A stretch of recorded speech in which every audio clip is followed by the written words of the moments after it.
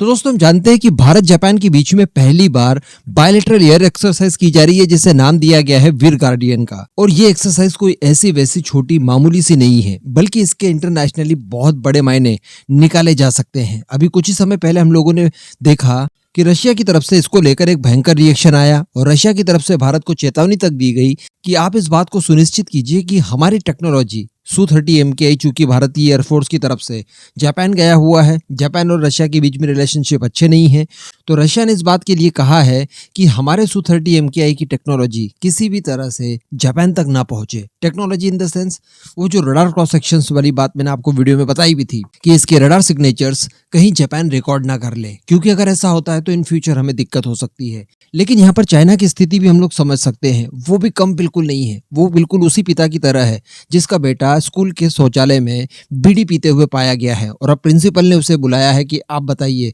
जवाब आप दीजिए कि ये आखिर ऐसा क्यों कर रहा था। तो चलिए आगे हम लोग डिस्कशन करते हैं कि चाइनीज गोवर टाइम ने इसके ऊपर क्या कुछ रिएक्शन दिया है। और जैसा कि हम लोग हर बार इंतजार करते हैं कि ऐसी किसी भी इवेंट को लेकर गोवर टाइम अपना रिएक्शन जरूर दे, सुनने में बड़ा मजा आता है। चैनल को सब्सक्राइब जरूर कर दीजिएगा। तो यार सबसे पहले तो हम लोग देखें कि चाइना अपने आप को इस बात के लिए दोषी मानता है कि उसी की वजह से ऑस्ट्रेलिया, जापान, भारत और अमेरिका के बीच में जो रिलेशनशिप है वो बहुत ज्यादा तगड़े हो चुके हैं। क्वाड तक फॉर्म हो चुका है और इस क्वाड का मकसद ही है चाइना को बर्बाद कर देना। जिस तरह से नेटो बनाया गया था सोवियत यूनियन को काउंटर करने के लिए, उसे तोड़ने के लिए, और फाइनली नेटो ने ऐसा किया भी। ठीक इसी तरह की चीजें क्वाड के साथ हो रही हैं और इसके लिए चाइना समझ गया है कि भैया जिम्मेदार अपन ही है। बहुत ज्यादा उंगली की है, इसका परिणाम अब क्वाड के रूप में देखने के लिए मिल रहा है। अब यहाँ पर देशों के बीच में जो बॉन्डिंग है क्वाड नेशंस के बीच में वो भी लगातार बढ़ती जा रही है। जितना चाइना अग्रेशन दिखाएगा क्वाड के किसी एक सदस्य को भी, उतनी बॉन्डिंग आपस में चारों देशों की गहरी होगी या नहीं होगी। ऊपर से चाइना के लिए दिक्कत वाली बात यह है कि स्क्वाड के जरिए अब मिलिट्री रिलेशनशिप भी सभी देशों के बीच में बहुत ज्यादा बढ़ रहे हैं। भाई इसी का तो नतीजा हम लोग देख रहे हैं कि जापान और भारत के बीच में पहली बार बायलैटरल एयर एक्सरसाइज हो रही है। आज तक जो नहीं हुई वो चाइना की वजह से ही हो रही है और इसको लेकर भारत और जापान के बीच में खासी लंबी चौड़ी प्लानिंग भी है। तो इसी सबको लेकर ग्लोबल टाइम्स की तरफ से एक रिपोर्ट छापी गई और इस रिपोर्ट को छापने वाले हैं चाइना के मिलिट्री एक्सपर्ट जिनका नाम है वेई डोंगसू। अब इन्होंने रिपोर्ट की शुरुआत ही यहाँ से की कि दोनों देश यानी भारत और जापान जो इस समय एयर एक्सरसाइज कर रहे हैं, दोनों ही अमेरिका के पिट्टू हैं। जी हाँ, और यूएस के उकसावे पर ही ज्वाइंट एक्सरसाइज शुरू की है, जबकि ये बिल्कुल उल्टा लिख रहा है। भारत ने आज तक अमेरिका की किसी बात को नहीं माना, क्योंकि अगर मानी होती तो भारत अभी तक यूक्रेन के समर्थन में खड़ा होता। लेकिन भारत ने ऐसा नहीं किया, ना ही रशिया से ऑयल खरीदना बंद किया, रिकॉर्ड सेट कर दिया है ऑयल खरीदने के मामले में। लेकिन फिर भी अमेरिका का पिट्टू कहा, ठीक है। और यहाँ पर बता रहे हैं कि यूएस के उकसावे के बाद इस तरह की एक्सरसाइज की जा रही है, जबकि ये उल्टा बोल रहे हैं।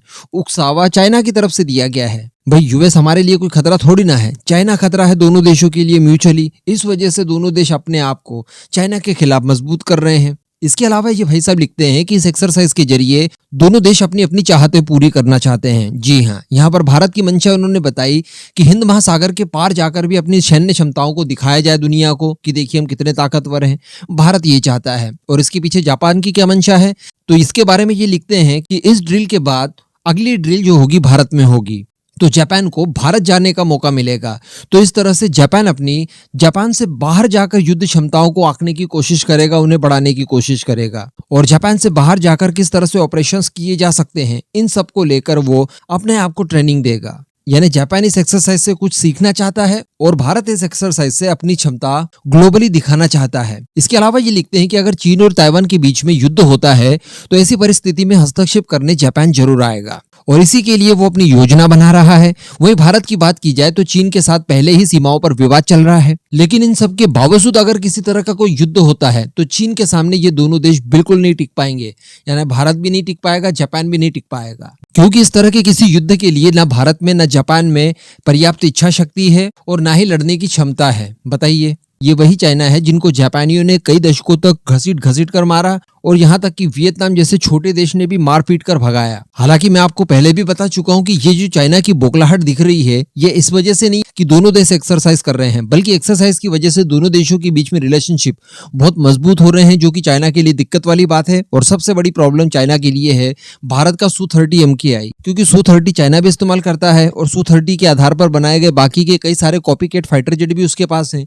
तो इन सब के रडार क्रॉस सेक्शंस को कहीं जापान रिकॉर्ड ना कर ले, जो कि चाइना के लिए इन फ्यूचर दिक्कत का विषय बन सकती है। तो इन सब वजहों से चाइना काफी ज्यादा बौखलाया हुआ है। इसके अलावा भारत को चाइना के खिलाफ अच्छा खासा अनुभव है। चाइना और भारत के बीच में कुछ इस तरह की चीजें लगातार हो रही है जिससे चाइना के कई सारे मिलिट्री सीक्रेट्स भारत को पता है, क्योंकि भारत काफी समय से एंगेज कर रहा है इनके साथ।